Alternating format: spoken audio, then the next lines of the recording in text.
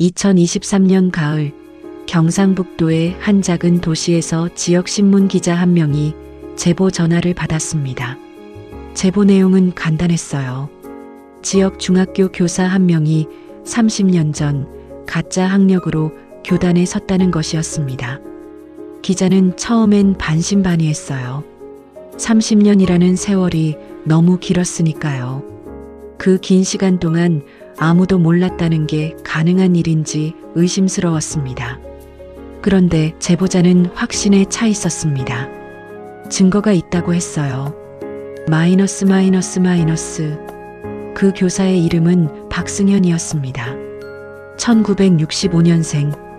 올해로 60을 앞두고 있었고 은퇴를 불과 2달 앞둔 시점이었어요. 30년 동안 국어 교사로 재직하면서 수천 명의 학생들을 가르쳤습니다.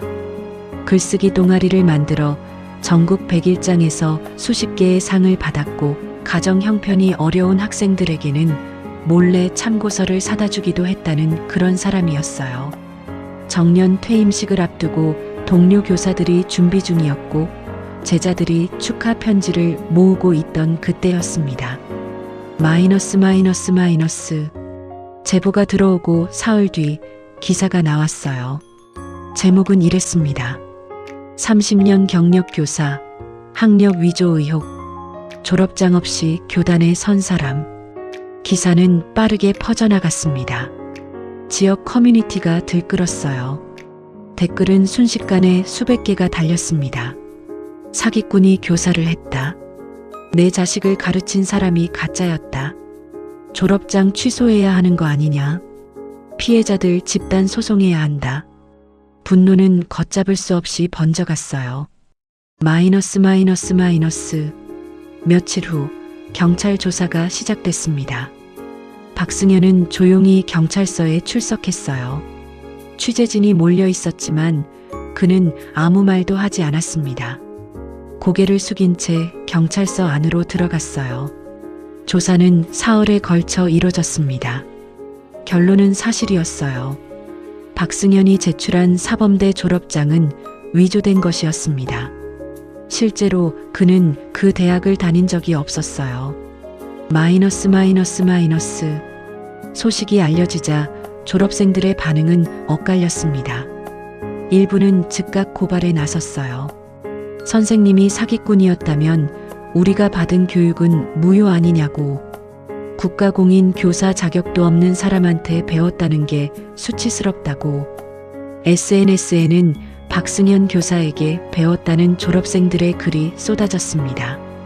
누군가는 배신감을 토로했고 누군가는 당장 처벌받아야 한다고 했어요. 학부모 단체도 입장문을 냈습니다. 엄중한 수사와 처벌을 촉구한다고. 지역교육청은 직위 해제를 결정했습니다. 30년 동안 단 한 번도 징계 기록이 없던 교사가 은퇴를 2달 앞두고 직위 해제가 됐어요. 마이너스. 그런데 이상한 일이 생겼습니다. 고발 움직임이 거세지던 그 시점에 반대편에서 다른 목소리가 나오기 시작했어요. 한 졸업생이 SNS에 글을 올렸습니다. 저는 박승현 선생님한테 배웠습니다.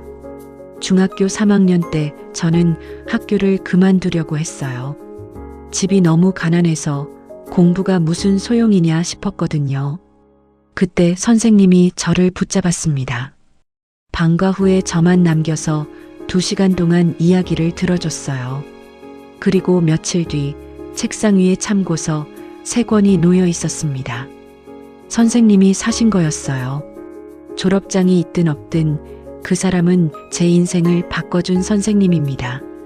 그 글은 하루 만에 수천 번 공유됐습니다. 마이너스. 비슷한 글들이 이어졌어요. 수학여행 버스 안에서 울고 있는 저한테 왜 우냐고 물어봐준 유일한 어른이 박 선생님이었습니다. 글쓰기 동아리에 들어가지 않았다면 저는 지금 작가가 되지 못했을 거예요. 선생님이 가능성이 있다고 처음 말해준 사람이었습니다. 고등학교 입시에 떨어지고 포기하려 했을 때 선생님이 편지를 써줬어요. 그 편지를 지금도 가지고 있습니다. 온라인은 두 편으로 갈렸습니다. 처벌해야 한다는 목소리와 그래도 좋은 선생님이었다는 목소리가 팽팽하게 맞섰어요. 마이너스 마이너스 마이너스. 그리고 경찰 조사가 진행되는 동안 아무도 몰랐던 이야기가 하나씩 나오기 시작했습니다. 박승현은 1965년 전라남도의 작은 섬에서 태어났어요. 섬마을이었습니다. 배를 타야 육지로 나갈 수 있는, 겨울이면 며칠씩 고립되는 그런 곳이었어요. 부모는 둘 다 어부였고 형제는 5이었습니다. 가난했어요. 아주 오래된 종류의 가난이었습니다. 마이너스 마이너스 마이너스. 박승현은 공부를 좋아했어요. 섬에 있는 초등학교에서 항상 1등을 했고 선생님들은 이 아이가 크면 뭔가 될 거라고 했어요. 그 말이 어린 박승현의 가슴 속에 작은 불씨처럼 남았습니다. 중학교는 육지에 있었어요. 배를 타고 1시간 반을 가야 했습니다. 그는 육지의 친척 집에 얹혀 살며 중학교를 다녔어요. 공부는 여전히 잘했습니다. 선생님이 되고 싶다는 꿈이 생겼어요. 그것도 국어 선생님이요. 책을 읽는 것이 세상에서 제일 좋았으니까. 마이너스 마이너스 마이너스. 고등학교 입시에서 그는 지역 명문고에 붙었습니다. 그런데 합격 통지서를 받은 날 아버지가 쓰러졌어요. 뇌졸중이었습니다. 갑작스러운 일이었어요. 어부로 평생을 살아온 몸이 한계에 다다른 거였습니다. 아버지는 살았어요.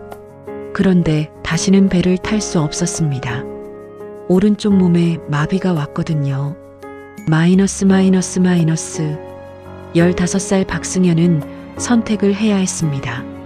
명문고에 가는 것과 가족을 부양하는 것 사이에서. 형은 이미 배를 타고 있었고 둘째 누나는 공장에 다니고 있었어요. 셋째인 박승현 아래로 두 동생이 더 있었습니다. 막내는 겨우 7살이었어요. 어머니는 아무 말도 하지 않았습니다. 그냥 울기만 했어요. 박승현은 명문고 입학을 포기했습니다. 마이너스 마이너스 마이너스.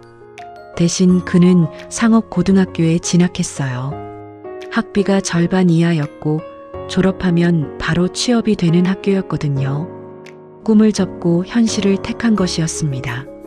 상업고 시절 그는 책을 놓지 않았어요. 수업이 끝나면 도서관에 남아 소설을 읽었고 주말에는 시를 썼습니다. 아무도 보지 않는 노트에. 선생님이 되고 싶다는 꿈은 사라지지 않았어요. 다만 현실에 눌려 있었을 뿐입니다. 마이너스 마이너스 마이너스.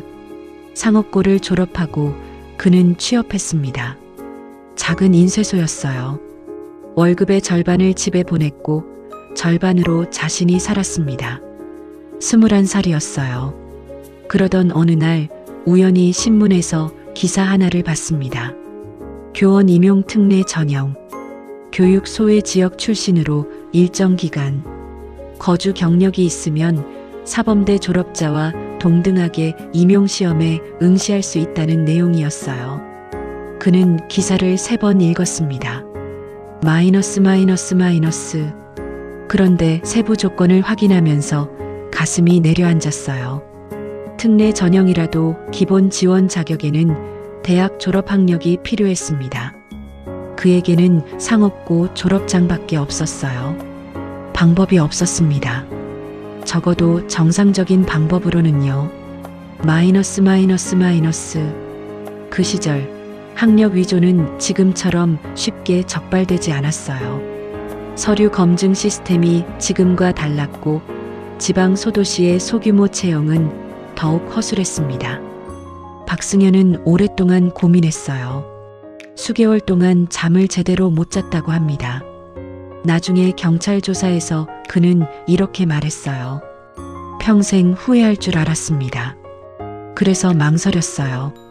근데 그때 저한테는 다른 길이 보이지 않았어요. 선생님이 되는 것 말고는 제가 잘할 수 있는 게 없다고 생각했거든요. 아이들 앞에 서면 뭔가 달라진다고 그걸 느꼈거든요. 마이너스 마이너스 마이너스. 그는 위조 졸업장을 만들었습니다. 당시 30살이었어요. 인쇄소에서 일하며 익힌 기술이 그렇게 쓰였습니다. 스스로가 너무 혐오스러웠다고 했어요. 그러면서도 멈출 수가 없었다고. 마이너스 마이너스 마이너스. 임용시험은 붙었습니다. 필기 점수가 워낙 높았어요.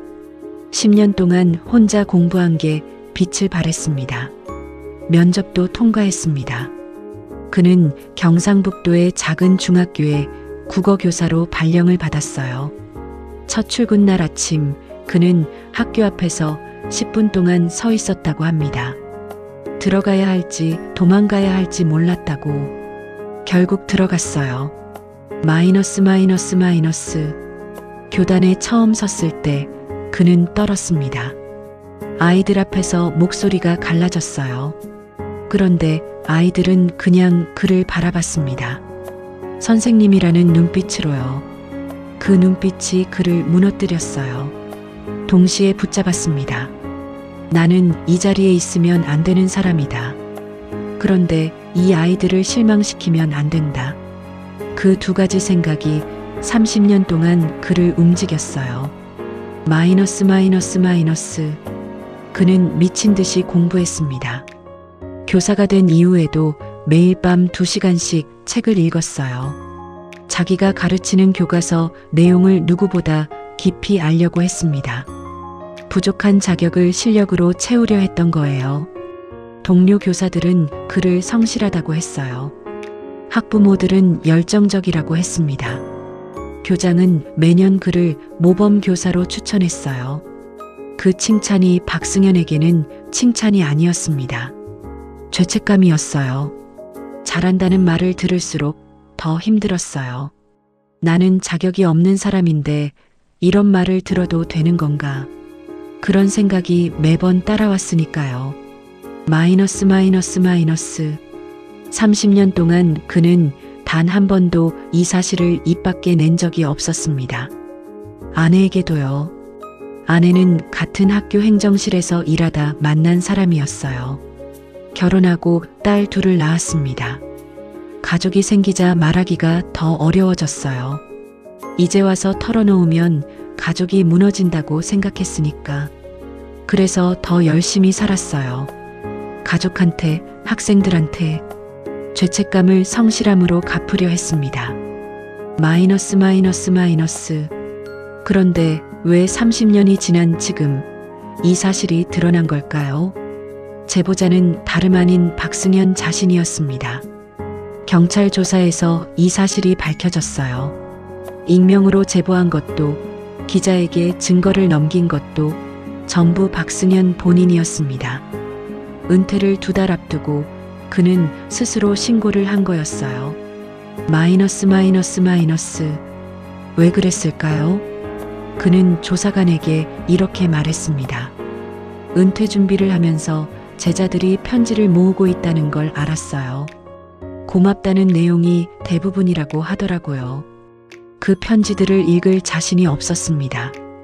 자격 없는 내가 그 감사를 받는 게 너무 부끄러웠어요. 차라리 이 상태로 끝내는 게 낫겠다고 생각했어요. 제자들한테 고맙다는 말을 듣고 죽는 것보다 나쁜 사람으로 기억되는 게 더 솔직한 것 같았습니다. 마이너스 마이너스 마이너스. 그 말이 조사관을 침묵하게 만들었어요. 30년 동안 이 사실을 안고 살아온 사람. 잘한다는 칭찬을 들을 때마다 죄책감을 느꼈던 사람. 제자들의 감사 편지가 무서웠던 사람. 조사관은 나중에 이렇게 말했다고 합니다. 그 사람이 범죄자인지 아닌지 판단하는 게 제 일인데 그날만큼은 판단이 잘 안 됐어요. 마이너스 마이너스 마이너스.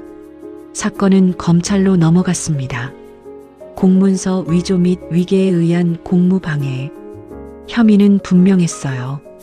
그런데 검찰 수사가 진행되는 동안 이상한 일이 또 생겼습니다. 박승현의 제자들이 탄원서를 내기 시작했어요. 처음엔 20명이었습니다. 그 그게 사흘 만에 200명이 됐어요. 일주일 후에는 500명을 넘었습니다.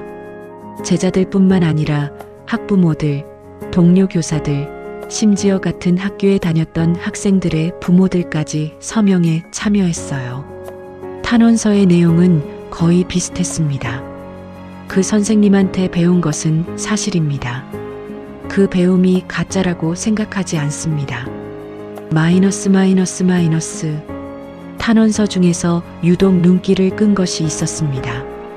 보내온 사람은 42살의 중학교 교사였어요. 그리고 그 교사는 박승현의 제자였습니다. 편지에는 이렇게 써 있었어요. 저는 중학교 2학년 때 박승현 선생님한테 처음으로 제 이야기를 글로 써봤어요. 선생님이 너는 글 쓰는 게 자연스럽다고 하셨거든요. 그 말이 너무 좋아서 계속 썼어요. 고등학교 때도 대학교 때도요. 결국 저도 국어교사가 됐습니다. 제 학생들한테 선생님한테 받은 것들을 돌려주면서 살고 있어요. 학력이 진짜 선생님을 만드는 게 아니라는 걸 저는 박승현 선생님을 보면서 배웠습니다. 마이너스. 검찰은 기소유예 처분을 내렸습니다. 죄는 인정되지만 여러 정황을 고려해 기소하지 않기로 한 것이었어요. 30년의 교직 생활, 단 한 번의 징계 없음, 수백 명 제자들의 탄원, 그리고 스스로 자수를 선택했다는 것이 고려됐습니다. 마이너스. 처분이 내려진 다음 날 박승현은 기자와 짧은 인터뷰를 했습니다. 기자가 물었어요. 다시 그 선택을 해야 한다면 어떻게 하시겠습니까? 그는 한참 동안 대답하지 않았어요.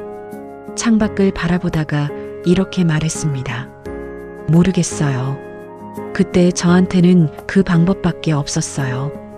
가난이 얼마나 사람을 좁은 곳으로 모는지 경험해보지 않은 분들은 모르실 거예요. 잘못한 건 맞아요. 근데 그 아이들한테 뭔가를 전해줬다면 그게 진짜인지 가짜인지는 아이들이 판단하는 거라고 생각합니다. 마이너스. 박승현은 결국 은퇴식을 했습니다. 아무도 예상하지 못한 일이었어요. 교육청은 처음엔 반대했지만 제자들과 동료 교사들의 요청으로 작은 자리가 마련됐습니다. 식장에는 제자들이 모였어요. 50명쯤 됐습니다. 일부러 시간을 내서 찾아온 사람들이었어요. 박승현은 연단에 서서 올해 말을 잊지 못했어요. 마이너스. 그가 겨우 꺼낸 말은 이것이었습니다. 미안합니다. 그리고 고맙습니다. 짧은 두 마디였어요. 그런데 그 말을 듣고 우는 사람이 많았습니다. 마이너스. 은퇴식이 끝나고 한 제자가 박승현에게 다가왔어요. 그 제자는 지금 시골에서 작은 글쓰기 학원을 운영하고 있다고 했어요. 중학교 때 박승현 선생님 글쓰기 동아리에 들어간 것이 계기였다고. 선생님, 저한테는 선생님이 진짜 선생님이었어요. 앞으로도 그건 변하지 않아요. 그 말을 듣고 박승현은 처음으로 제대로 울었다고 합니다. 마이너스. 그날 이후 박승현은 조용히 살고 있습니다. 고향 섬으로 돌아갔어요. 오래전 아버지가 살던 집을 수리해서 지내고 있습니다. 바다가 보이는 작은 마을에서요. 어머니는 이미 돌아가셨고 형도 몇 해 전에 세상을 떠났어요. 남은 가족은 아내와 딸 둘입니다. 아내는 모든 걸 알고도 함께 내려갔어요. 마이너스. 그는 요즘 글을 쓴다고 합니다. 제자들한테 편지를요. 아직 붙이지는 못했다고 해요. 어떻게 시작해야 할지 모르겠다고. 어쩌면 그 편지는 영영 붙여지지 않을 수도 있어요. 그래도 쓴다고 했습니다. 쓰는 것 자체가 지금 그가 할 수 있는 가장 솔직한 일이니까요. 마이너스. 가난은 사람을 좁은 곳으로 밉니다. 선택지가 없는 자리에 세워놓고 나쁜 길과 더 나쁜 길 중에 고르라고 하죠. 박승현이 옳았다고 말하는 게 아니에요. 그의 선택은 분명히 잘못된 것이었습니다. 그런데 그 잘못된 선택을 한 사람이 30년 동안 그 죄를 갚으려 했어요. 아이들 앞에서 최선을 다하는 방식으로. 어떻게 기억해야 할지 저는 잘 모르겠습니다. 다만 한 가지는 알아요. 가르침이 진짜였는지 가짜였는지는 배운 사람들이 살아가는 방식 속에 이미 답이 있다고. 그리고 박승현의 제자들은 지금도 살아가고 있습니다.